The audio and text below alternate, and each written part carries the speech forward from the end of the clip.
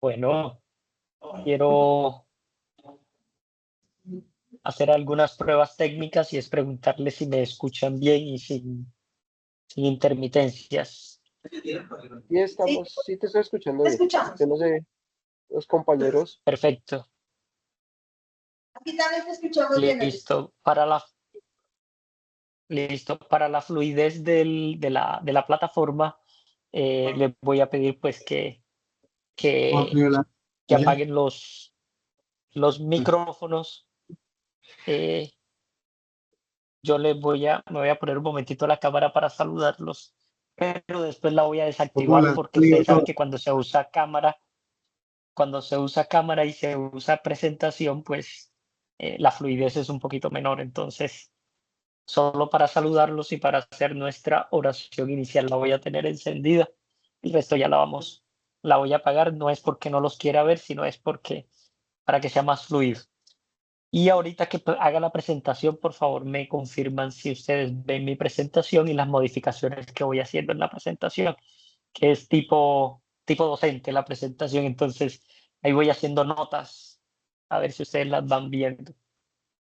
Vamos a encomendar este ratito en presencia del Señor, pedirle a Él el Espíritu Santo para que nos ayude a que todo lo que nosotros podamos adquirir, ustedes y yo, sea para el mejor servicio del reino. En el nombre del Padre y del Hijo y del Espíritu Santo. Amén. Ven, Espíritu Santo, llena los corazones de tus fieles y enciende en ellos el fuego de tu amor. Envía, Señor, tu Espíritu y renueva la faz de la tierra. Oh Dios, que has seleccionado los corazones de tus fieles con la luz del Espíritu Santo, haz que guiados por este mismo Espíritu, sintamos con rectitud y gocemos siempre de tu divino consuelo. Por Cristo nuestro Señor. Amén. Espíritu Santo, ilumínanos y santifícanos. Espíritu Santo, Ilumínanos y santifícanos. en el nombre del Padre y del Hijo y del Espíritu Santo. Amén. Me confirman si... Ahí voy a apagar un momentito la pantalla y me van a confirmar si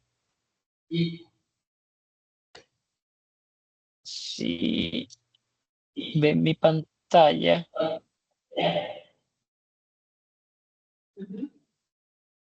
Ahí están viendo mi Sí. pantalla. Sí, sí, señor.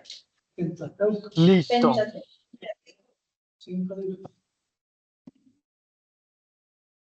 Perfecto. Eso.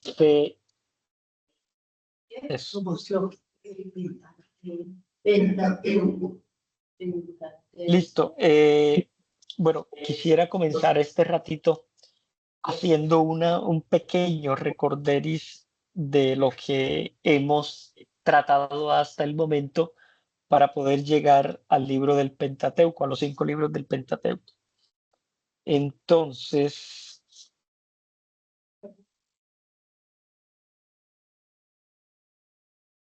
nosotros estamos viendo pues un curso bíblico, ante todo de estudio. Yo les insisto y les recuerdo pues que no es no es un estudio apologético, ni es un libro de espiritualidad bíblica, ni de interpretación bíblica. Es un estudio ante todo sí, de profundización bíblica. Entonces, en este sentido, sí, está blanca, ¿cierto? La pantalla. Ahí está. Tiene carga, pero si acaso. Sí, Pues está estamos blanca porque escuchando. yo me están escuchando bien. Sí, sí, sí. Listo. Entonces nosotros,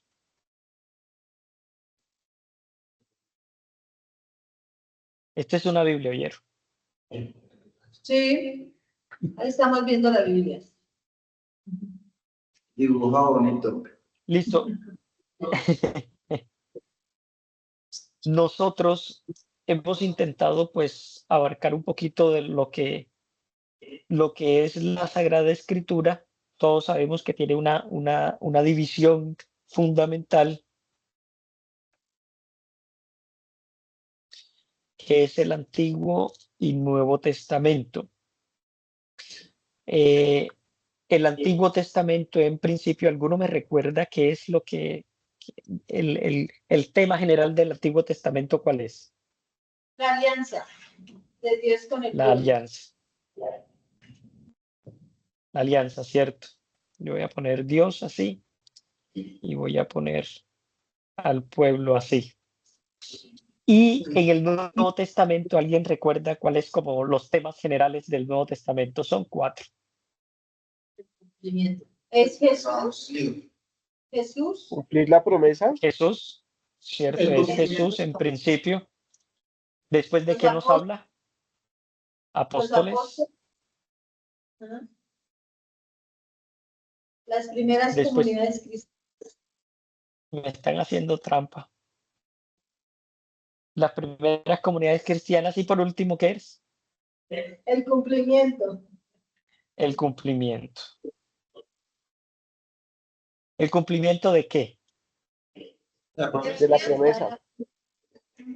El cumplimiento de esta alianza que se hizo en el Antiguo Testamento, ¿cierto? Hasta ahí vamos bien. Cuando nosotros empezamos a ver esta profundización, nos metimos dentro de los géneros literarios. ¿Alguno Sí. recuerda el género literario que nosotros estábamos tratando en la última sesión que nos encontramos? Ese era el género mítico. El género mítico, listo. Y antes de esto, ¿cuántos libros es que tiene el Antiguo Testamento? Que ya a mí se me olvidó. 16. El Antiguo. ¿Cuántos? Sí. 46. ¿Cuántos, perdón? 46. Uy, perdón. 46. Sí, perdón. Sí, son 46. Y 46. Eso lo saben. ¿Y el Nuevo Testamento? 27. ¿Cierto? Dentro del Nuevo Testamento tenemos Evangelio. Hechos. ¿Qué otra cosa tenemos? Hechos. Hechos de los Apóstoles, Cartas paulinas. cartas paulinas, Cartas católicas. Y Apocalipsis. Y Apocalipsis. bien. Así como, esas son cositas como para irlas, esto es solamente recordar algunas cositas. Después de ver eso, nosotros nos metimos un poco en lo que era pues el Génesis o uno de los géneros más importantes dentro de la Biblia, que es el género ¿cuál? ¿Mítico? El género mítico. Me falta uno, Evangelios, Hechos, Cartas de los Apóstoles, Apocalipsis y para otro. No más. No, pero son 5. No, 5, pero ahí están, son 4 más y son 5. Ya, Apocalipsis ya. Evangelios, Hechos, Hechos, Cartas paulinas, Cartas católicas. Cartas católicas.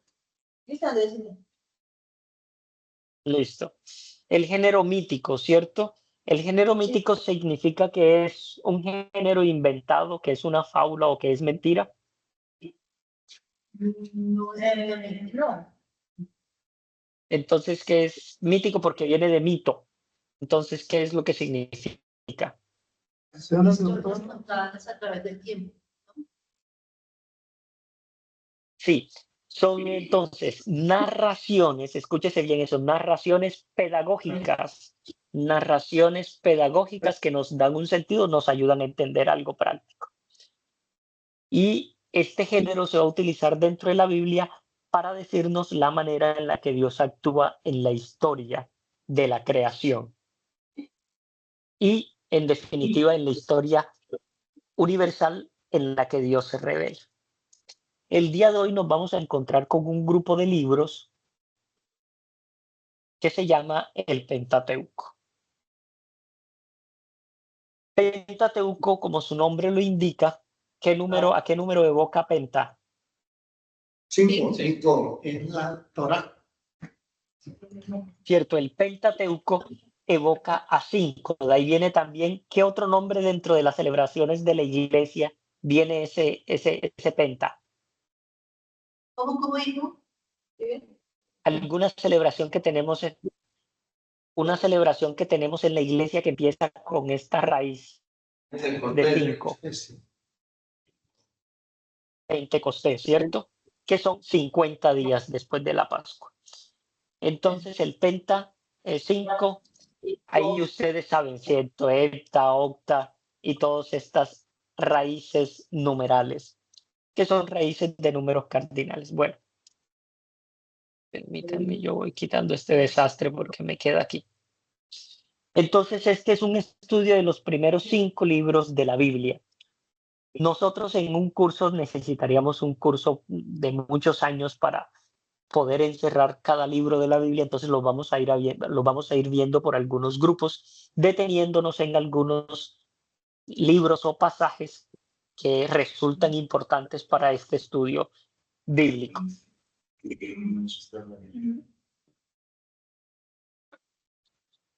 Entonces, alguien por favor que me lea así como en voz fuerte esta introducción. 5 libros, un solo fundamento. En Listo, ellos no primero es Sí. En el 5 segundo, libros, un solo fundamento. ¿Cuál será el único fundamento de estos 5 libros? El único fundamento es Dios, un solo Dios. El único, ya.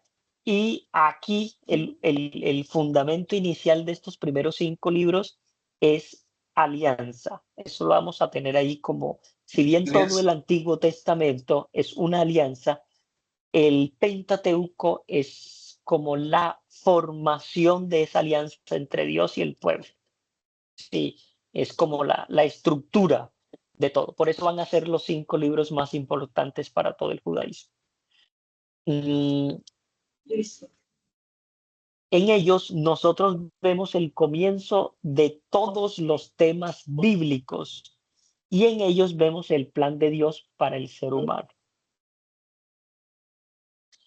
Esto es en definitiva alianza, ¿no? ¿Es la misma Torá? Sí, sí, señor. De allí el tercer punto. Ustedes están viendo esta presentación que está en este momento, ¿cierto? Sí. Listo. El pueblo judío, estos 5 libros son conocidos como Torá o la ley. La ley, sí. Es el vértice del judaísmo. Aquí faltaría decir que necesitamos un autor de estos Pentateucos. ¿Quién podría ser el autor del Pentateuco? Moisés. Entonces, algunos nos sugieren que es Moisés. Sin embargo, la narración histórica, es decir, los sucesos del Pentateuco tienen aproximadamente 17 generaciones. 17 por 4 por 40 no nos va a dar la posibilidad de que Moisés haya vivido aproximadamente esta cantidad de años. Entonces, Moisés es el autor simbólico del Pentateuco, no el autor, podríamos decir, no el autor literal del Pentateuco, sino que es un autor, sí, es una figura simbólica y fundamental dentro del Pentateuco, pero no va a ser quien escribe el Pentateuco. Algunas lecturas críticas nos hacen referencia a saber esto porque el mismo Moisés, si fuese el que escribe, narra cómo va a ser su muerte y narra lo que pasa después de su muerte. Y Moisés es considerado patriarca, pero no profeta, es decir, no tiene esta vena profética, tiene una vena de hablar directamente con Dios, Entonces no es un autor que va a hacer profecía acerca de su muerte. Entonces, el Pentateuco, por el estilo literario que tiene aproximadamente 17 personas diferentes que lo escribieron. Aquí se analiza la forma de escribir, la forma de utilizar los verbos en los idiomas originales, y hay 17 formas de hacerlo. Entonces, mínimamente hay 17 autores del Pentateuco. Mínimamente. 17. Sí. Sí, este es un cuadrito que va a parecer un poco complejo, pero yo quisiera que nos detuviéramos solamente en esta primera parte de aquí. Permítanme eso. Y a ver si yo la puedo seleccionar. Los 3 primeros. Génesis. Génesis, Éxodo,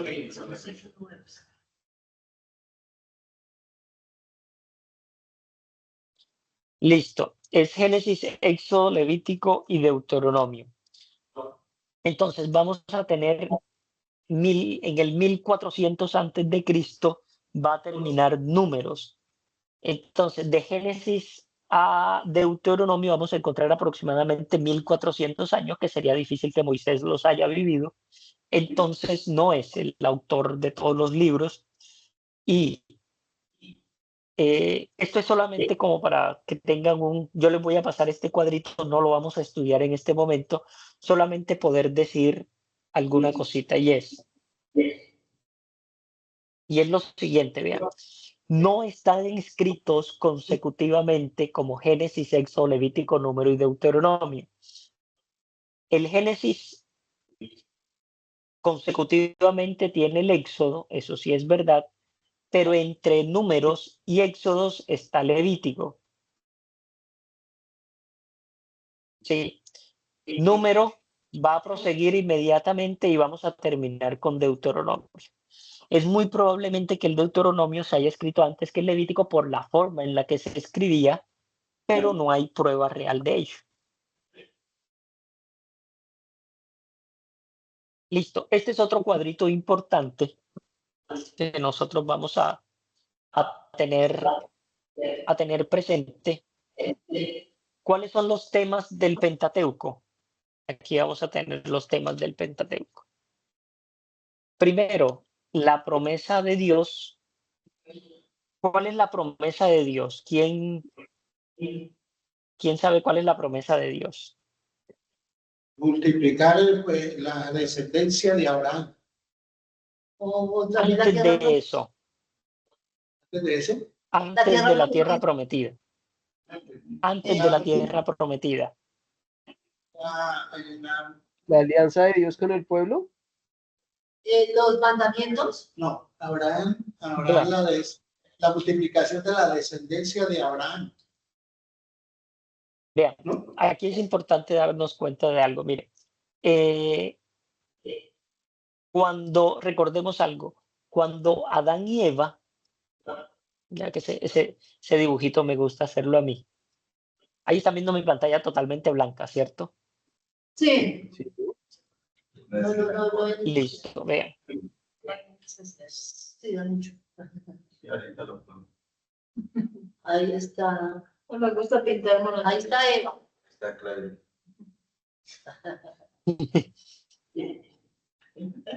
Le falta la No, falsa.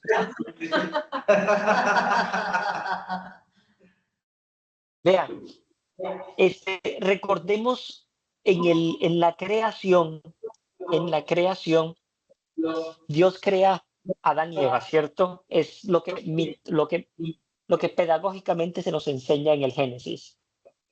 Sí. Tenemos a Adán y Eva que se les crea dentro del paraíso y ellos viven allí confortablemente.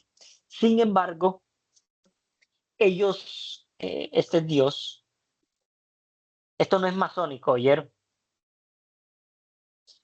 Ahí tenemos a Dios, lo dibujé en triángulo por el Padre, Hijo y el Espíritu Santo, y un ojo porque entre Dios que todo lo ve. Bueno, entonces vean, aquí hay una alianza perfecta, un Dios que crea una humanidad y la humanidad está en alianza con Dios. ¿La creación se hace durante cuántos días? 7. Supuestamente 7. Pues 6 y 6 días se hace primero toda la creación y el séptimo día que hace Dios, Descansa. descansa. Descansa. Sin embargo, en el séptimo día Dios le da el primer mandato de prohibición a la humanidad. ¿Y cuál es? Las tablas, ¿no? Ah, no, No. todavía no. En el- No. En la- ¿Cuál es ese primer mandato? Amar Adán y Eva, sí, pero ¿qué es? el árbol deseado, del árbol, No probar el fruto prohibido. no comer del árbol, que no era de ellos, pero menos el árbol. Yo creo que es la la procreación, o sea, la multiplicación manzana. de la... No, el primer mandato de prohibición. El primer mandato de prohibición es no comer. del fruto prohibido. Y bien, no metí yo. Yo entendí al revés. El árbol de las manzanas Vean. por el día. Esa Sí, que manzana- probablemente eran higos. Sí, probablemente si hubiese alguna fruta fuesen higos. Pero bueno, vean. No, Entonces, esa aquí no hay era- un primer mandato, ¿cierto? Un primer mandato de prohibición, no comer del fruto prohibido. ¿Cuál es la consecuencia de comer de este fruto prohibido? muerte. Que ya no, Dios, no son puros, sino ya entra la avaricia, ¿no? Pecado. listo. Entonces allí, ¿cuál es el pecado original? El pecado por La parte de- desobediencia. Porque entonces vino la señorita Eva, ¿cierto? Engañada por una serpiente. Este es por el ¿cómo diablo. es el relato mitológico? ¿Cierto? Sí. Ese relato mitológico de que la Vale. serpiente le dio la fruta a esta muchacha. Sí. Le dio la fruta a Eva y Eva comió. Entonces, ellos desobedecen a Dios dentro de este primer mandato de prohibición. Allí hay que entender una cosa porque eso lo deben saber ya unos estudiantes como nosotros de Biblia. El primer pecado no es la desobediencia. Ese no es el primer pecado. Ya. El primer pecado de la humanidad, el primer pecado de la humanidad deriva de lo que la serpiente le dice a Eva. Le dice, come de este fruto. Eva le dice, no, el Señor nos ha prohibido comer de este fruto. Y entonces la serpiente le dice, Él sabe que si comen de este fruto, conocerán el bien y el mal. Y serán como dioses. Allí está. El texto bíblico dice que a Eva se le abrieron los ojos y comió del fruto. El pecado no está en la desobediencia, porque un papá perdona tranquilamente la desobediencia de un hijo. El primer pecado está en querer ser como Dios. En querer ser como Dios. Allí está el pecado. Yo les ponía un ejemplo muy sencillo de que si ustedes, ¿qué les parecía más grave? Un hijo que los desobedece, que ustedes le dicen no te tomes la leche y se la toma, o un hijo que les dice a ustedes, papá, ya usted está muy viejo, no lo necesito, lo voy a mandar a encerrar en un asilo. Algo así, es decir, algo así fue lo que pasó con Dios. No se trata tanto de haber comido del fruto prohibido, se trata de haber querido prescindir de Dios, de decirle ya no nos sirve. Nos creaste, nos amas, pero ya no nos sirve. Nosotros ya vamos a ser dioses. El Ibris llama eso en griego. Entonces es querer ser como Dios. Andresito, Cuando Dios Andresito, Perdón. que pues no sé qué parte en qué libro no, cuando pues el enemigo, el diablo que se apartó de Dios porque quería ser como Dios, ¿cierto? Eso está aquí en el Pentateuco. Es eso. Sí, hay un texto bíblico, vamos a llegar a él, Hay un texto bíblico acerca de cómo es esa batalla celestial donde el demonio fue expulsado. Sí, sí. Lucifer. Por el mismo Es- pecado, ese, pecar con ella. exacto. Entonces, Sí. aquí hay un pecado similar que es querer ser como Dios. Este pecado es el pecado grave y por eso Adán y Eva son expulsados del paraíso y esta comunicación con Dios pues se rompe. Sí.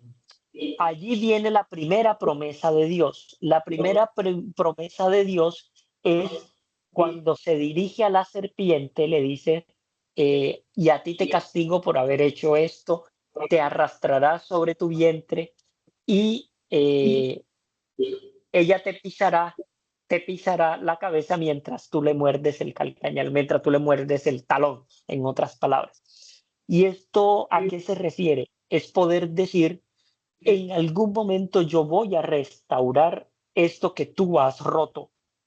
¿Sí? Restaurar, esa es la primera alianza que Dios hace con toda la humanidad. La restauración de ese primer pacto que Dios tiene con la humanidad. Esa es como esa primera alianza. Dios quiere restaurar. La promesa de Dios es una promesa de restauración. Por ello decide mandar a Jesucristo, pero eso lo vamos a ver después. Listo, aquí hay una promesa de restauración. Y Una promesa de restauración. ella que le pisará la cabeza a la serpiente, pues el anuncio pues de la mamá de Dios, o sea, de la Virgen, ¿cierto? No hace referencia, Cuando habla, no hace referencia a María, no, Andresito, cuando no, hablas de restauración, ¿es del ser humano con Dios con respecto al perdón o a qué? Jesucristo es la con restauración. respecto, sí, con respecto a este primer pecado original, aquí hay un pecado original y Sí, Dios aparta su creación del creador, le dice, el sacarlo de la tierra prometida es de alguna manera sacarlo de ese vínculo amoroso que tenía. Ese sí, vínculo hay que restaurarlo. Entonces, imaginémoslo de esta manera, la tierra prometida es el reino de Dios. Esa es la tierra sí, prometida, sí. Ese es el Edén, no tierra prometida, perdónenme. Ese es el Edén. Ese es el paraíso. Esa era la palabra que estaba buscando. El reino de Dios. Hasta la muerte de Jesús, nadie había vuelto a entrar al reino de los cielos. Ni Moisés, ni Jeremías, nadie. Nadie había entrado al reino de los cielos. ¿Por qué? Porque estaban alejados, Dios los había expulsado de su reino. El paraíso ya no era para el ser humano. Se necesitaba una restauración. Se necesitaba que esto que pasó aquí, esto que pasó aquí se vuelva a restaurar. Se necesitaba eso para que la gente, para que todos los difuntos volvieran a entrar al paraíso, al reino. Ya. Ninguno había podido entrar porque todos, es decir, todos los seres humanos teníamos esta condición de alejamiento de Dios. ¿Quién es el que restaura esto? Esto lo restaura Jesús. Jesucristo. Ya. Jesús es el primero que resucita y con él todos aquellos que han muerto para que no mueran, dice la carta, para que no mueran eternamente. Entonces, esta restauración, esta promesa de Dios de restaurar a la humanidad es la que se hace con Jesús de Nazaret. A mí me gusta poner este ejemplo y perdónenme que me detenga en esto. Vea, Dios necesita que el hombre se restaure, que pague por lo que hizo. Y la forma de pagarlo es la muerte, el sacrificio. Pero Él no va a permitir que su creación, entonces Dios se encarna en su propio, Dios se hace hijo y Él mismo paga por este pecado y por eso el hombre se puede restaurar. Jesús es el que paga el precio de querer haber sido como Dios. Entonces, después de esta promesa hay una elección. Dios elige concretamente a un pueblo para que sea su pueblo, dentro de su pueblo el que restaure. Vean, aquí es importante saber algo. El pueblo elegido por Dios no es el pueblo para salvarlo, es el pueblo de donde va a provenir la salvación. Algo explicado de otra manera. Miren, yo puedo decir, digamos que la humanidad es una gran familia, ¿sí? Es una gran familia.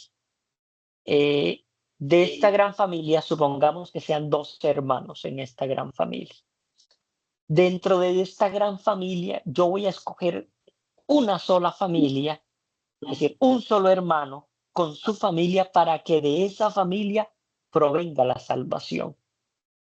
¿Por qué Dios escoge un pueblo y no a los otros? Aquí es importante decirlo. Dios elige un pueblo para que de ese pueblo salga la salvación, que es Jesús de Nazaret. No es porque solo elige un pueblo para que se salve, no. Es que elige un pueblo para que de ese pueblo salga la salvación. Todos somos el pueblo elegido de Dios. De Israel, Dios quiso que saliera el Salvador. Esa es otra manera de verlo, porque algunos creemos, bueno, ¿y Dios por qué escogió a Israel y no a los filisteos? ¿Es que algunos los quería más que a otros? No. Dios elige Israel no para salvar a Israel, sino para que de Israel salga el Salvador. Y como de Israel necesitamos que salga el Salvador, Dios no permite que este pueblo se destruya y lo va a acompañar en sus batallas con los demás pueblos. ¿Se entiende un poco esto? Sí. Ya. Jesucito era judío Sí, y el pueblo de Israel es judío. Es judío. sí. Mayoría. O Es judío y judío. Bueno, vean, es que eh, servía. ya lo vamos a mirar en la genealogía de Jesús, cuando entremos a la genealogía, porque es precisamente de este pueblo que Dios saca a su Salvador. Sí, Jesús pertenece al pueblo de Israel. Si el pueblo de Israel hubiese caído en una de las batallas donde exterminan todo el pueblo, no tendríamos, seguramente Dios hubiese buscado la manera, pero por lo menos esa promesa que de ellos iba a nacer el Salvador no se hubiese cumplido. Y las promesas de Dios pues se cumplen. Entonces, ahora vamos a tener la liberación del pueblo de Dios. Es el otro tema del Pentateuco. El pacto de Dios con su pueblo, la ley de Dios y la tierra prometida. Consecutivamente, esos son los temas del Pentateuco. Entonces, Ay, déjate un poquito atrás. Sí, sí, un momentico porque no alcancé a copiar, querido. ¿qué están copiando estos? El pacto de Dios con su pueblo.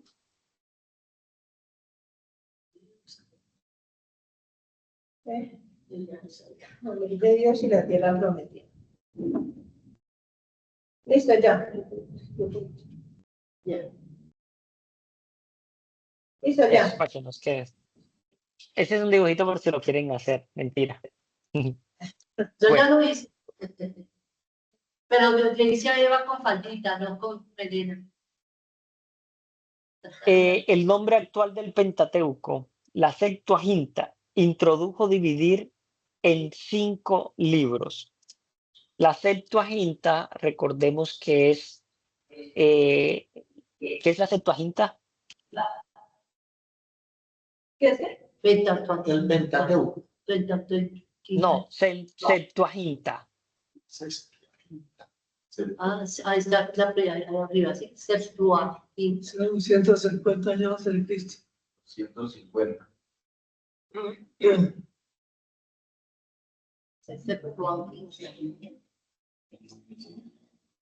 Vean, recordemos que hablamos en algún momento de la Biblia de los 70, ¿cierto? Los 70 ancianos listo. Entonces, la Septuaginta, ¿de dónde viene ese número Septuaginta? ¿Qué número es ese?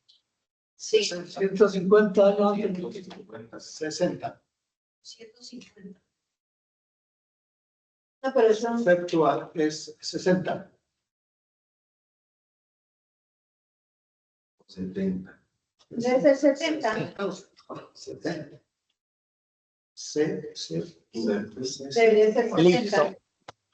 Listo. Es 70. Viene del número 7. De allí viene septiembre, que antes de introducir los otros 2 meses era el mes séptimo. Sí. Entonces, Septuaginta es 70 en latín, perdón. De ahí viene séptimo. Entonces, la Septuaginta fue la Biblia compuesta por los 70 ancianos, el canon compuesto por los 70 ancianos, que fue lo que sugiere dividir pues el libro, el Pentateuco, en 5 libros, porque antes era un solo rollo. Eran manuscritos. Entonces, aquí tenemos los nombres, un poquito de lo que significa. Génesis significa en el principio. Éxodo, si bien siempre lo hemos conocido como salida, la raíz fundamental del nombre significa en Éxodo, es decir, la palabra Éxodo significa estos son los nombres, perdón. Estos son los nombres. ¿Y a qué se va a referir eso? Precisamente a la genealogía que va a salir del desierto. Levítico y él llamó, Número en el desierto, y Deuteronomio, estas son las palabras. Estos eran los nombres iniciales de los 5 manuscritos o de las 5 secciones. Una se llamaba en el principio, otra se llamaba estos son los nombres, otra se llamaba y él llamó, otra se llamaba en el desierto y otra se llamaba estas son las palabras. sí. Y eso ¿cómo sabían que esos manuscritos se llamaban así antes de ponerle Levítico, números y eso? Así encontraron los rollos, me imagino. Sí, es decir, las muestras arqueológicas de la Biblia nos han llevado a concluir que estos libros o manuscritos, antes de tener los nombres que nosotros los conocemos, pues tenían en la cultura estos otros nombres, eran llamados de esta manera. Ya. El uso de la palabra Pentateuco se le atribuye a Orígenes, el 185 al 254 después de Cristo. Por primera vez cuando dice del Pentateuco de Moisés.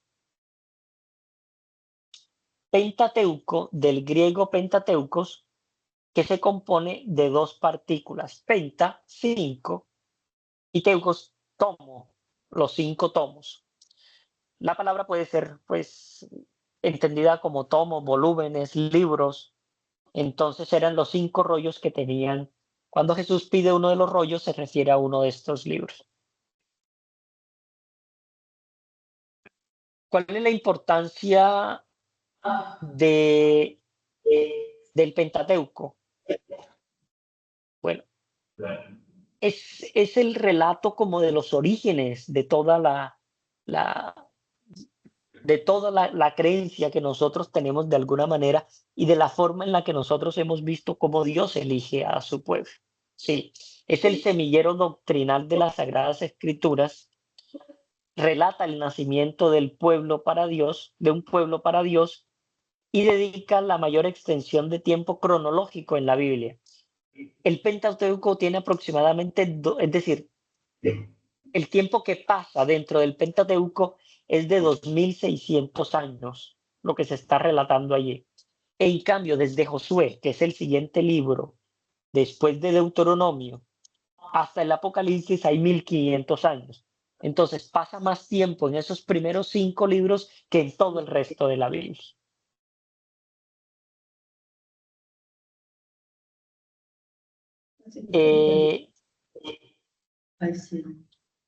Vamos a encontrar las citaciones en esta presentación.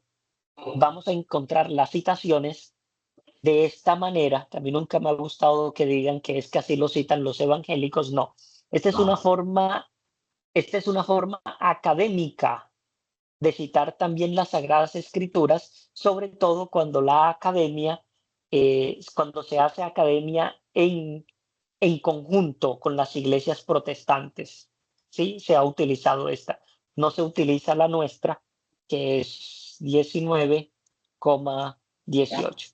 Esta es la citación que hacemos nosotros los católicos. Usualmente esta es la que hacen los evangélicos o protestantes, pero en trabajos académicos se puede utilizar cualquiera de las dos. Entonces, esta presentación que le hicimos, sobre todo en conjunto con otras iglesias, se decidió utilizar la citación como ustedes la van a ver en el resto de esta presentación. Bueno, vamos a ver qué horas tenemos. 8:13. Ya nos queda un ratico. ¿Hasta qué hora vamos? Ustedes me disculpan. A las 12. Hasta las 8:30 o 8:45 o 9. No, 9 es muy tarde. 20. 8:20. ¿Tienes bastante tiempo? Sí, pero me preocupa que ustedes están lejitos de la casa. Entonces, ¿les parece bien hasta las 8:45? Sí, sí, señor. Listo, perfecto. Bueno, entonces vean. Sí, para dejar unos minutos, para dejar algunas cositas de preguntas. Yo voy a hacer, cuénteme. ¿Tú después les puedes, por favor, regalar copia de este material? Sí. No, Claro que sí. Bueno. Sí, yo se los paso hasta donde lleguemos. Bueno, el Génesis, como ya lo habíamos mencionado, el Génesis, pues el principio y el indicio tiene 2 estructuras paralelas. La primera es el Génesis del mundo, la creación. Recordemos que no es un libro histórico sobre la creación, ¿sí? Es un libro pedagógico sobre la creación. No nos relata históricamente cómo se creó el mundo, sino que nos dice, nos muestra signos y símbolos de cómo Dios se hace presente dentro de la creación. La palabra, yo cito la palabra Génesis, ¿viene de qué? ¿O de qué exactamente la palabra Génesis? ¿Género? La palabra Génesis como tal, el Génesis del griego Génesis significa literalmente inicio. No tiene otra. De ahí viene la palabra genes también, ¿oyeron? Nuestro genes, de donde se inicia, la estructura. Y tiene, bueno, del capítulo 1 al 11 es sobre todo la creación del mundo, y del 12 al 50 vamos a tener el plan de salvación. Cómo Dios pretende que lo que nos contó el Génesis del 1 al 11, que fue cómo se maltrató esa alianza entre Dios y el pueblo, cómo del 12 al 50 Dios planea restaurarla. El tema central del Génesis, desde el punto de vista literario, es el origen de todo, excluyendo al creador y a la historia de las generaciones primitivas. Entonces es cómo Dios crea el mundo y cómo de alguna manera elige un pueblo inicial. Y desde un punto de vista teológico, Dios comienza la redención escogiendo un pueblo. ¿Por qué Dios escoge un pueblo? Sí. No, el origen de todo, excluyendo al creador, no, si se fue el fundamento porque se hizo los 6 días y el último descanso y todo, ¿cómo se va a excluir de la historia? No entendí Ya, ahí. vean, ya se lo explico, vean. ¿Qué es el Génesis? El origen de todo, excluyendo al creador. ¿Por qué? Sí. Porque el creador no tiene origen. El origen y no se sabe. Entonces, Pero el ese- ah, Génesis nos va a el ¿Qué tiene Génesis que nos va a eso? escúchenme, el Génesis que nos va a explicar el origen de todo lo que existe. ¿Qué no nos va a explicar? El origen del creador. ¿Por qué? Porque el creador no tiene origen. No, sí. Dios es el origen, todo, es todo, ¿sí? Exacto. Entonces, a eso se refiere la frase.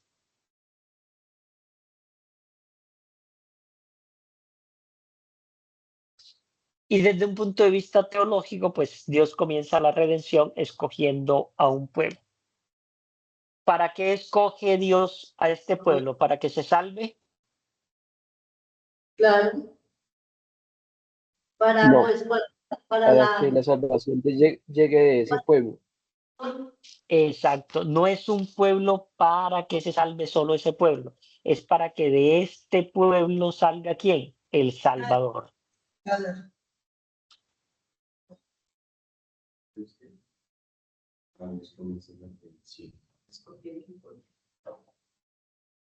En esto no me voy a detener, sinceramente se los puedo pasar como referencia, pero es que esto cada vez se va actualizando con las excavaciones. ¿Listo? Entonces, vamos a detenernos aquí como en dos pactos iniciales y es la promesa de redención. Génesis 3:15, lo que yo les decía, y pondré enemistad entre ti y la mujer, y entre tu simiente y la simiente suya. Esta te herirá en la cabeza y tú le herirás en el calcañar. Esto es un lenguaje también pedagógico y aquí está toda la promesa de la redención. ¿Qué significa esto? Vean, que de la estirpe de la humanidad, recuérdenlo bien, esto no hace referencia a nuestra Santísima Virgen María. Está haciendo referencia cuando dice mujer a la humanidad.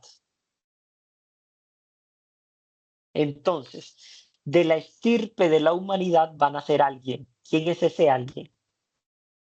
Jesús. La mujer, ¿no? Jesús. Jesús. Jesús. De la Porque es estirpe que de la humanidad van a ser Jesús.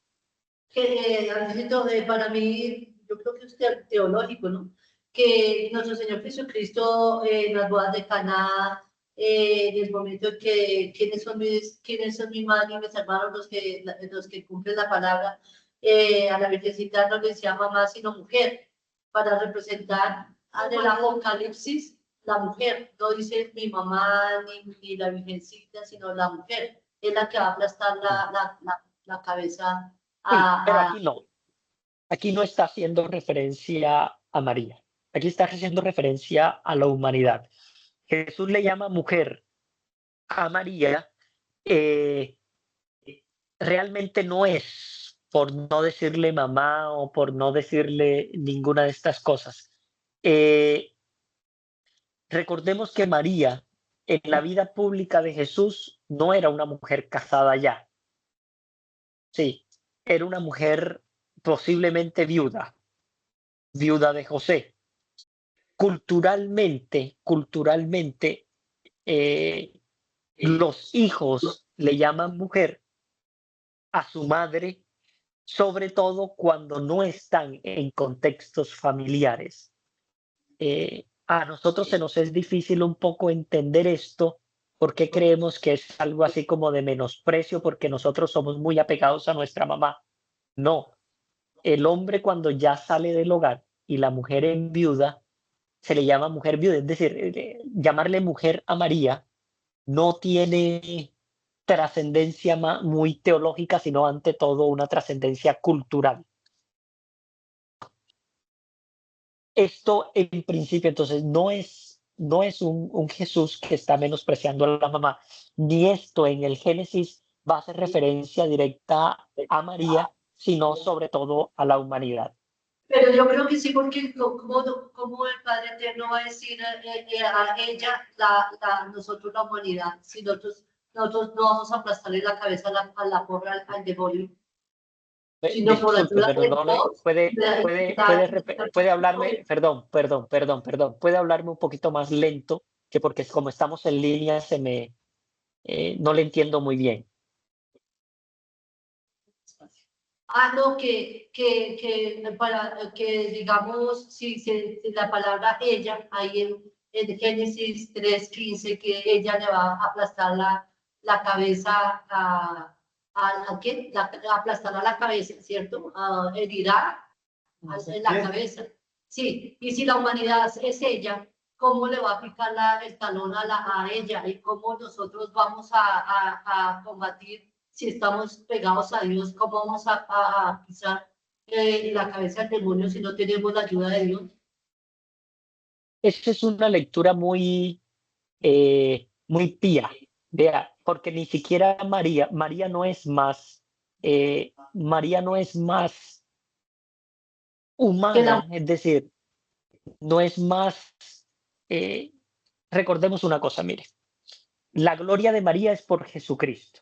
María no tiene gloria en sí misma. Sí, No,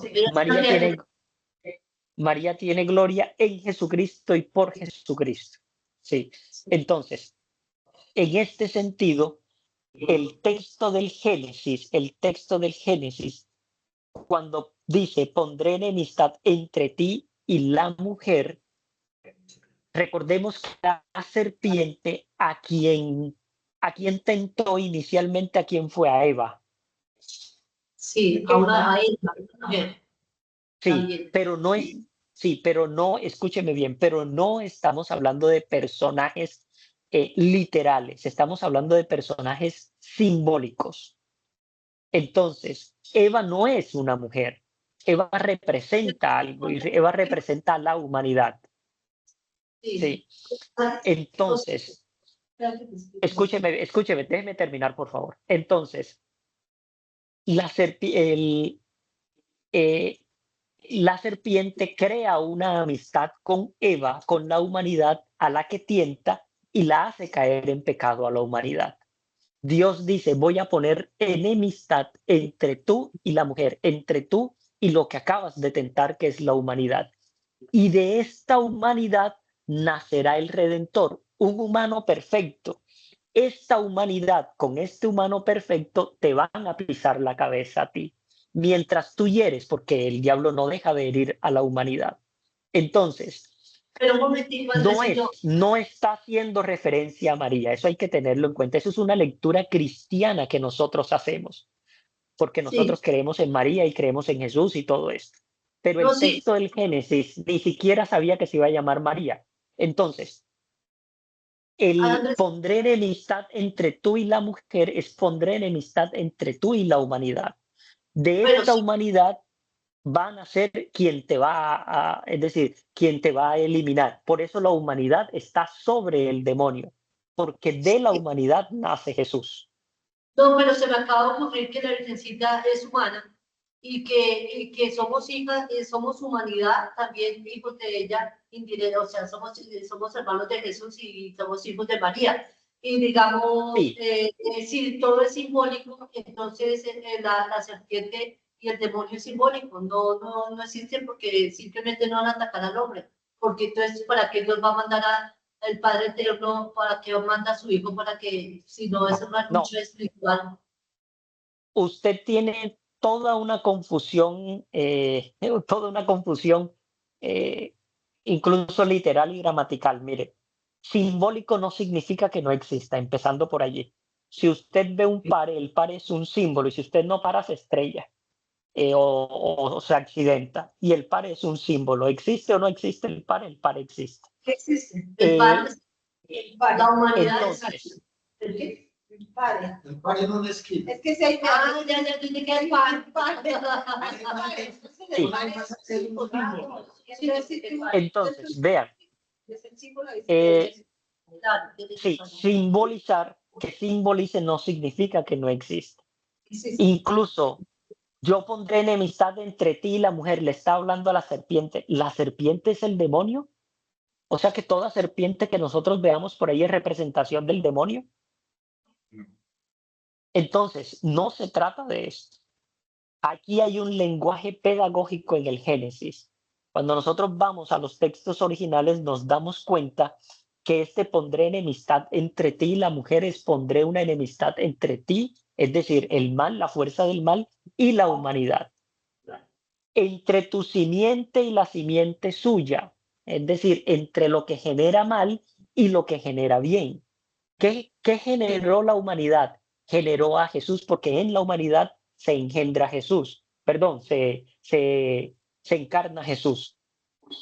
Exactamente, sí, o sea que el enemigo, o sea, el mal que el bien, digamos en cierta forma, el mal como como el enemigo, o sea, el diablo, y la humanidad representada por Dios como Dios enviado del Padre Eterno.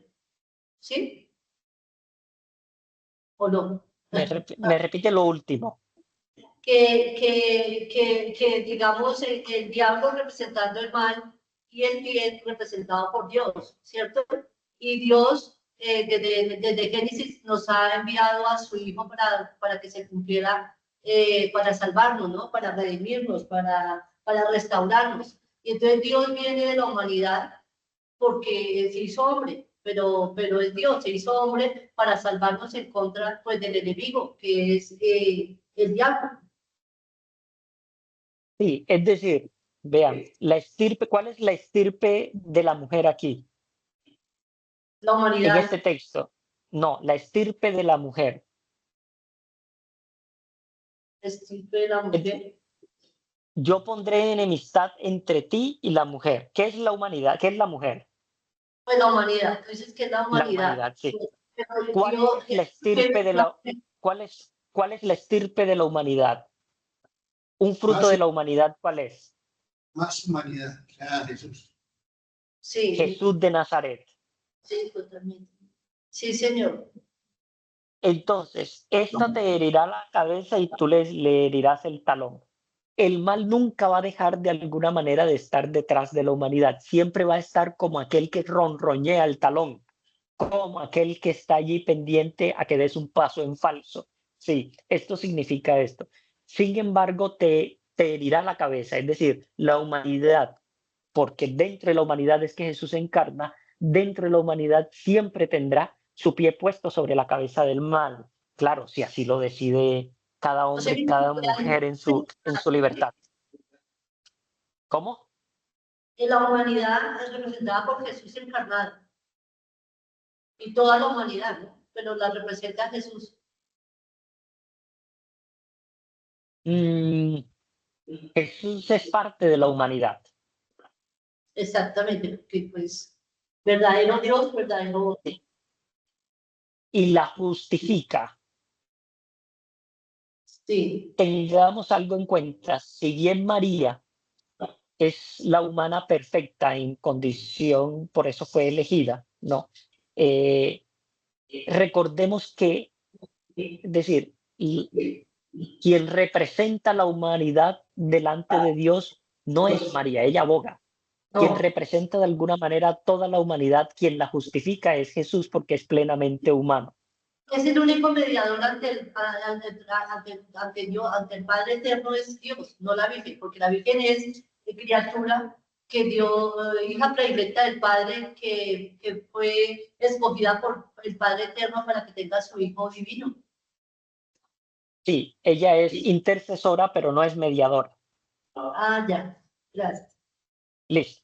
Bueno, sigamos porque les pido que hagamos, que al final vayan anotando preguntas y la hagamos al final para que no nos quedemos aquí. Bueno, Y el segundo es la promesa de la redención y lo segundo es el pacto de Abraham.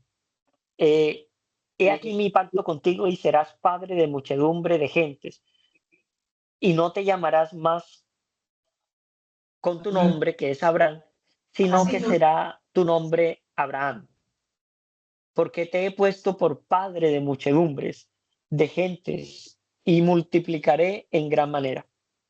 Y haré naciones en ti, y reyes saldrán de ti, y estableceré mi pacto entre mí y de ti, y tú y tu descendencia después de ti en tus generaciones, por pacto perpetuo, para ser tu Dios, y el de tus descendencia después de ti, y te daré a ti y a tu descendencia después de ti la tierra en que moras, toda la tierra de Canaán, en heredad perpetua, y seré el Dios de ellos. Es un Dios del que sale el Redentor.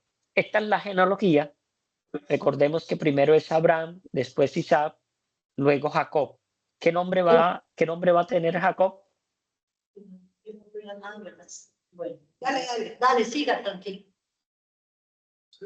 ¿Qué nombre va a tener Jacob? ¿Cuál es el otro nombre de Jacob? En Israel, Israel. ¿Y este nombre a qué se les parece? a las 12 tribus de Israel, ¿no? Es el pueblo de Dios, ¿cierto? Por eso es que en Bueno, la Biblia dicen al pueblo de Israel, ¿cierto? sí, el pueblo de Israel. Es porque es Jacob. Bueno, y de Jacob van a nacer estas tribus, ¿cierto? Rubén, Simeón, Leví, Judá, Iscar, Zabulón, Gad, Aser, Dan, Neftalí, Manasés, Efraín y Benjamín. Estas son las mujeres de Israel: Lea, Silpa, Bilha y Raquel.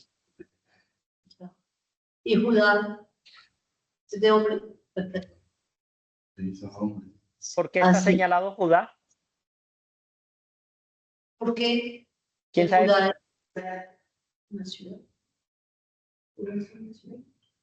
No, Judá, escuchen, la tribu de Judá no se llama por la ciudad. Estos son los nombres de los 12 hermanos. Ah, de ser un hombre de los hermanos. O sea, las 12. Exacto. Y de aquí, y de la tribu de Judá, nace lo que nosotros conocemos como judíos. Y de los judíos nace un señor que ustedes conocen como Jesús. Ah, El león, de ahí el canto, de ahí que sea el canto, el león de la tribu de Judá. ¿Has escuchado el canto? No. El león de la tribu de Judá. Esta es la genealogía un poco de la del que del pueblo de Dios. Vamos a terminar con el Éxodo para que no se nos haga muy largo. Vean, ¿cuáles son los temas iniciales del Éxodo? La Pascua. ¿Qué significa Pascua? Salvación, la salvación. Después, Vida de la esclavitud. después. El paso. Pascua, ¿qué significa? El paso. Paso sobre las Eso aguas. significa Pascua. Sí, significa Pascua, el paso. En el contexto del Génesis es el paso de la esclavitud ¿a qué? A la libertad. La libertad. En el caso de los cristianos, ¿qué significa para nosotros? Del pecado a la salvación. O de la muerte, A la vida. A la resurrección. de la muerte a la vida. Que es lo mismo, de la esclavitud del pecado a la libertad de la resurrección o a la libertad. De la esclavitud de la muerte y el pecado de la esclavitud de la muerte y el pecado a la libertad de la vida y la resurrección. Eso significa Pascua. La ley, la forma en la que vamos a alcanzar a salvarnos, ¿cierto? El propósito de la salvación. Sí. El tabernáculo, ¿qué es el tabernáculo? El sitio donde está Jesús. Entonces, no donde está Jesús, ¿Dónde es Jesús? No. En el tampoco. altar. El tabernáculo es el lugar de oración. Sí. El lugar de oración, eso es tabernáculo. Oh. Entonces, ¿qué es la Pascua? La salvación. La ley, ¿cómo se va a desarrollar? El tabernáculo, el lugar donde está Dios, el lugar de la oración. La elección de Israel no dependía de su obediencia, sino venía solamente de la misericordia de Dios.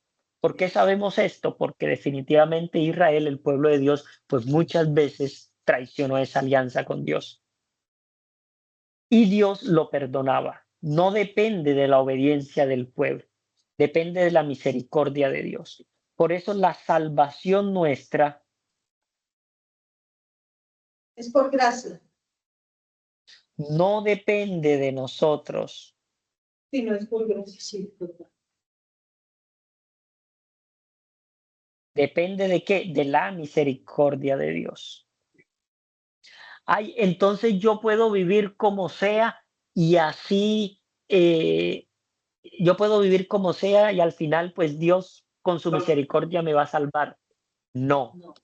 ¿Por qué? Porque una persona que se siente salvada por Dios vive de tal manera como si Dios ya lo hubiera salvado. Es decir, vive de tal manera como, vean, esto va a sonar, es un ejemplo muy, muy básico, pero quisiera que lo entendamos así. ¿Cómo sabemos que una persona realmente está caminando por las sendas de Dios? Por sus acciones. Entonces, en la parroquia conocemos una cantidad de gente que va a misa todos los días si se puede, o los domingos, que reza muchos rosarios, que tiene altares en su casa, ¿cierto? Pero es una persona problemática, es una persona que causa división, es una persona que a veces hace sentir mal a los otros. Entonces, esta persona no está mostrando los signos, no está mostrando los frutos de una persona que cree que Dios la va a salvar. Está mostrando los signos de una persona que por mucho que rece, está mostrando signos de estar alejada de Dios. Entonces, el pueblo es escogido por Dios no por la obediencia, sino por misericordia de Dios. La ley fue dada después de que Dios salvó a su pueblo. La ley, en vez de ser condición de salvación, se revela como el propósito de la salvación.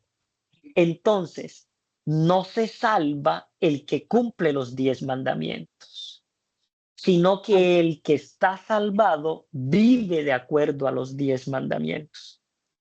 No se salva el que honra padre y madre, sino que el que está salvado honra a su padre y a su madre en su vida. ¿Sí me hago entender? Es como al revés Exacto. Es el cumplimiento. Nosotros lo Pero no como cumplimiento nosotros sino de verdad de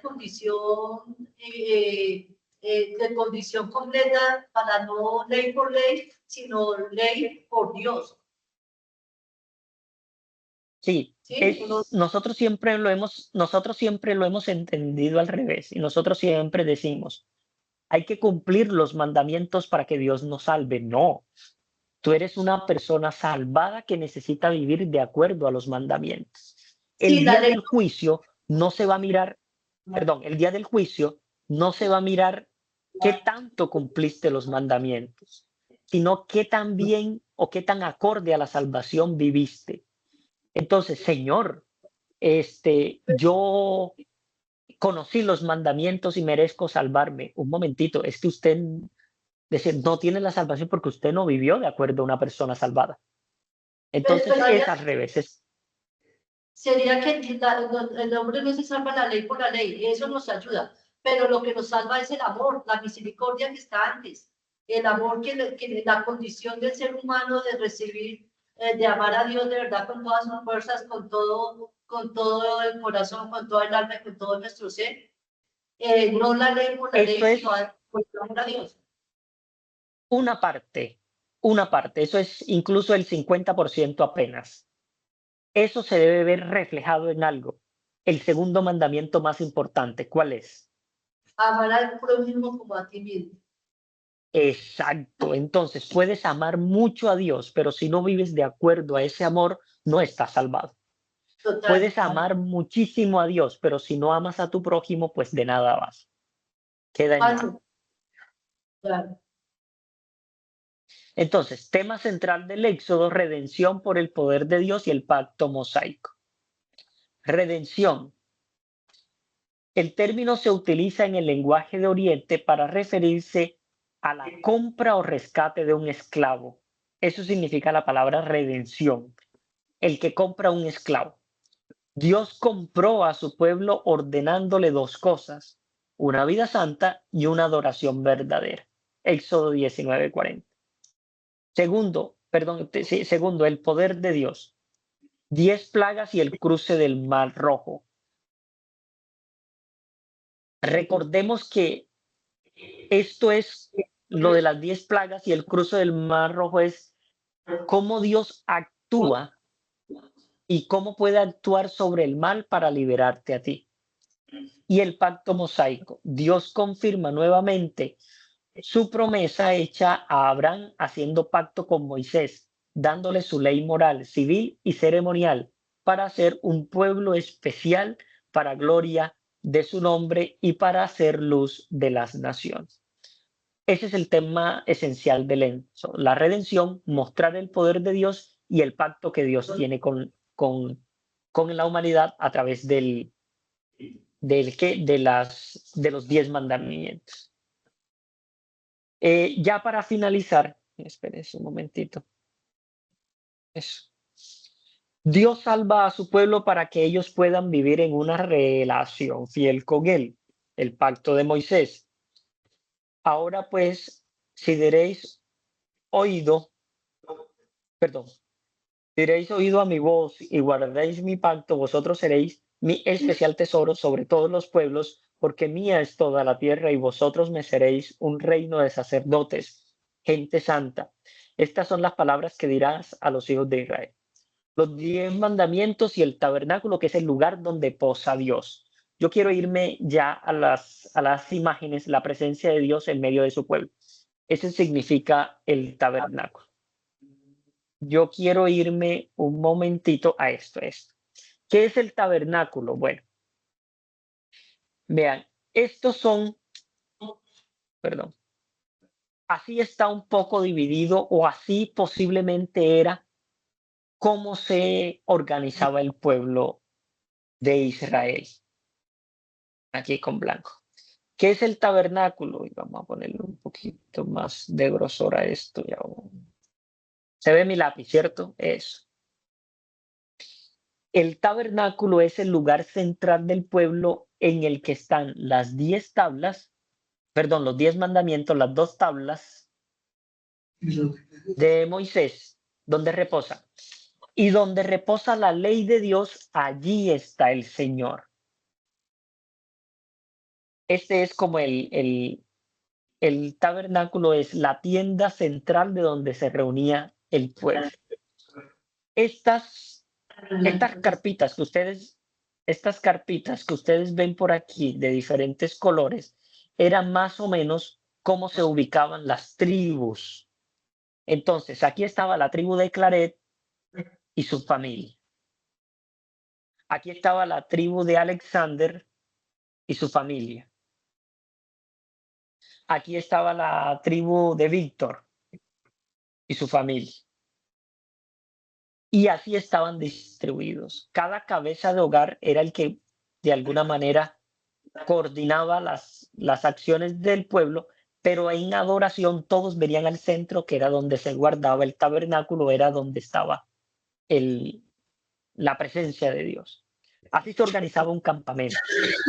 Sí. Así se organizaba un campamento. En el centro estaba el tabernáculo. No, exacto, no estaba. Los dos estaban. O sea, Dios es el mismo, Pero el tabernáculo está Jesús. sí. Total. Y al lado, perdón, y alrededor del tabernáculo, pues estaban las tribus, ¿sí? 3, 6, 9, 12. Las tribus. Zabulón, Rubén, Simeón, Gad. Y Sí, esos números esta que es más o aparecen menos, ahí son la población de... más o menos la población de personas, sí. Recuerden que estas tablas se las voy a pasar para que las tengan. Era harta gente. El pueblo, estos son algunos artículos que el pueblo tenía. Estaba la fuente de bronce, que era donde se ponía el fuego que representaba de alguna manera a Dios. Esto es un fueguito, listo. El altar de los holocaustos, recordemos que el pueblo de Israel todavía hacía sacrificios y aquí ponían un cordero.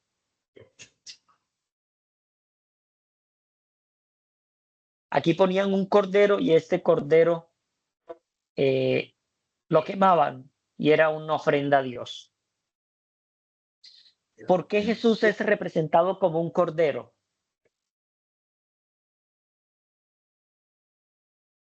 El Cordero de Dios. Algunos saben. Que quita ¿Por el qué es pecado. representado como el cordero? Sí, eso es después, pero ¿por qué él es el cordero de Dios que quita el pecado? ¿Por qué un cordero y no un pavo o un burro? Porque era el símbolo de la animalidad. No, era el de sacrificio. Pero uno Era la solo. animalidad más. Era el Uno- animal que se sacrificaba. Era el animal que se Más sacrificaba. noble y inclusive ellos ponen la cabecita para que le quiten. Era el animal que se sacrificaba y Jesús se sacrificó. Como es, permítame, discúlpeme, como es virtual la reunión, cuando hablan más de uno a la vez, se me crea a mí todo un escándalo aquí. Sí, pero era eso, es porque el animal del sacrificio perfecto, este color se ve más, esto es un Era- cordero, viejo. Tengan mucha imaginación, Me parece. porque el animal perfecto de sacrificio era un corderito sin mancha. De tal manera, estos sacrificios se hacían para agradar a Dios y que Dios perdonara las culpas. Hay un último cordero perfecto sin mancha alguna. ¿Quién es ese cordero sin mancha alguna? Jesús. Jesús de Nazaret. Ese es el cordero sin mancha alguna. Ya ese cordero, ya el pueblo no necesita más este sacrificio porque este es el sacrificio por excelencia. Jesús de Nazaret. Estas son las puertas de cómo se entraba al tabernáculo. En Y el ahí lugar hay- santo existe. Donde ¿Sí? está el tabernáculo, es como una tienda, ¿sí? Era como una tienda donde entraba Moisés y eso. Sí. Sí, donde se veía con Dios y donde estaban los. De esta manera es que se va a construir el pueblo después. El templo. Bueno, entonces tenemos, miren, dentro del lugar santo, que era más o menos así, ¿sí? Tenemos el altar del incienso, tenemos los candeleros, que era donde se ponían las 7 velas, la mesa de los panes, las que se comió David cuando tenía hambre, ¿sí? Y después, posteriormente, vamos a tener el arca de la alianza.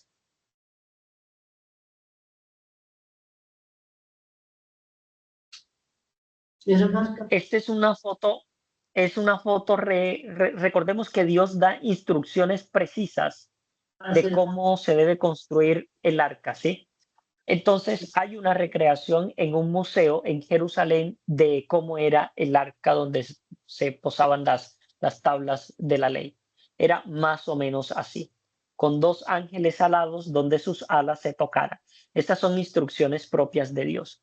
De tal manera, queridos hermanos, que cuando un hermano protestante, y estas son de las pocas referencias apologéticas que yo voy a hacer, cuando un hermano protestante le diga a ustedes que Dios prohíbe las imágenes, les recuerdan que Dios es un experto en mandar a hacer el templo lleno de imágenes, ¿sí? Él es el que manda a hacer imágenes. Entonces no las prohíbe, lo que prohíbe es que a las imágenes se les dé adoración. Muy bonito, muy lindo.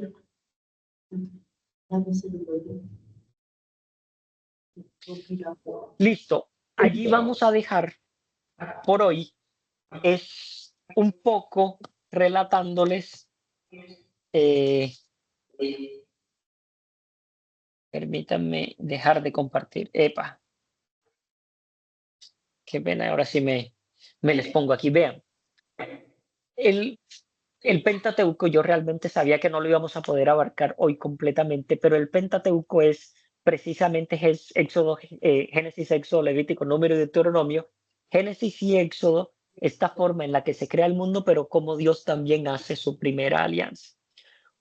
Una primera pareja que simboliza toda la humanidad, que se aleja de Dios, que la hacen barra, que se quieren creer Dios y Dios los saca del reino. Es decir, el cielo para ustedes está cerrado. La única forma de volver a abrir el cielo es que alguien de ustedes sea el sacrificio y pague. Pero yo, como soy un Dios tan bueno, no voy a dejar que ninguno de ustedes paguen. Yo mismo me encarno. Y Jesús, ¿sí? Dios hecho hombre, es el que paga y abre las puertas del cielo otra vez para toda la humanidad. Pero en todo ese proceso, pues el pueblo tiene que vivir algunas cosas y por eso el pueblo pasa por el desierto. Al llegar al desierto, el pueblo se consolida. Recordemos de manera muy rápida que de los hijos de Jacob, ¿cierto? Uno de ellos es vendido como esclavo, ¿cierto? Y José. Y termina siendo administrador en Israel, pero después con el cambio de gobierno, este pueblo que se fue todo para allá en una gran hambruna, todo el pueblo de Israel se fue para Egipto en una gran hambruna, el siguiente faraón esclaviza a este pueblo. Moisés, que es de esta tribu, pero después se hace también, él también nace en Egipto, huye y todo esto, él libera a este pueblo y este pueblo sale al desierto. El desierto pasa el Mar Rojo y dentro del desierto se van configurando muchas cosas, entre esas la forma en la que van a vivir, cómo van a adorar a Dios, hasta llegar a la tierra prometida. En la tierra prometida se distribuyen en toda la tierra prometida y dentro de esos hay una tribu que se llama Judá, que es donde nacen los judíos. De ahí viene Judá. Y de allí nace Jesús, que es el que restaura. Cuéntenme. En el Pentateuco, Dios se manifestaba directamente a Moisés, pero el Espíritu Santo ya estaba manifestado ahí. No. ¿Ya qué? Perdón. El Espíritu Santo ya estaba desde el Pentecostés, desde el Pentateuco. Ya. Dios es trino desde antes de la creación, desde el origen. Es Padre, Hijo y Espíritu Santo, sí. Jesús no es Jesús pero Jesús no es Jesús desde María. No. Jesús existe todo el tiempo, porque Él no es creado. Jesús existe lo mismo que el Espíritu. Recordemos que cuando Elías recibe a un visitante, recibe a 3 personas y le dice: Señor, no pases delante de mí sin mirar a tu siervo. Son 3 personas las que... Y recordemos que cuando se habla, el Espíritu del Señor se movía sobre las aguas. Esto en el idioma original habla en plural, no en singular, como diciendo nos movíamos o se movían sobre el agua. Entonces, el Padre, el Hijo y el Espíritu son desde antes de la creación. Siempre han sido. No se fueron haciendo... Sí. Otra preguntita. Jehová y Yahvé no es el mismo, ¿verdad que no? Sí. No, Yahvé, porque Jehová es y como es el mismo. Se llama también yo soy. Espera, Vean, son corrientes de interpretación diferentes. Son exactamente el mismo Jehová, Yahvé, Alá. Ahora, Sí. Las traducciones y las tradiciones han adoptado diferentes nombres. Jehová fue Alá. porque al momento de hacer la traducción,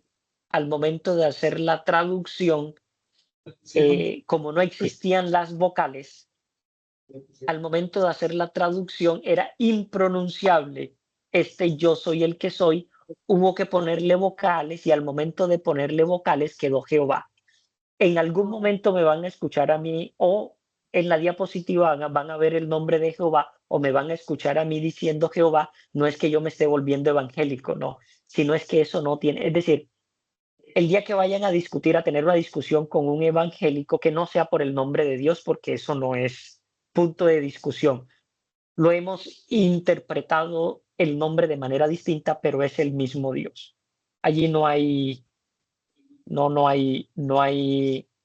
discusión sobre eso. pero Incluso, nosotros tenemos ya ven que Jehová, escúchenme, incluso en la Iglesia Católica, sobre todo en la parte central de África y un poquito al sur incluso, en inglés, por ejemplo, a Yahvé se pronuncia Jehová, que en español suena más a Jehová que a Yahvé, por ejemplo.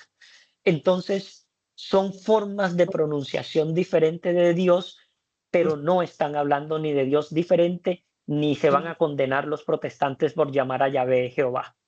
pero no es Alá o el Buda. ¿Cómo lo llaman? Pues al No, igual del Buda templo, ya es otra cosa, sí. Pero la tradición, por ejemplo, que a Yahvé le llama Alá, es también, estamos hablando del mismo Dios judío. Sí. Gracias. Quisiera saber, hace bien, ¿no? Bueno, vamos. ¿Perdón? Gracias, Andresillo. Bueno, con todo gusto. Qué pena, son un poco pesadas, pero si uno va tomando ahí apunte y va siguiendo, y yo estas se las paso, esta presentación para que ustedes, si la quieren ir repasando, la puedan tener también. No, Listo, y quedamos pendientes para la otra clase. Necesito, miramos a ver agenda. Sí, No se puede votar la próxima. la idea, sí, yo voy a estar en Bogotá, escúchese bien, yo voy a estar en Bogotá esta próxima semana que viene, este próximo miércoles que viene voy a estar en Bogotá. Entonces, si nos podemos reunir el miércoles o uno de esos días, sería bueno porque voy a estar por allá. Ok. O la semana siguiente, es decir, la semana del 20 y algo, también voy a estar. Entonces, cuádrenlo y me informan, por favor, si alguno de esos días nos podemos. Sí, yo creo que se comprometo. Sí. Sí, señor. Sí, ahí te contamos a ver qué día organizamos, Andrés. Bueno, que tengan una feliz noche. Gracias. Hasta luego, que estén muy bien. Hasta luego y chao.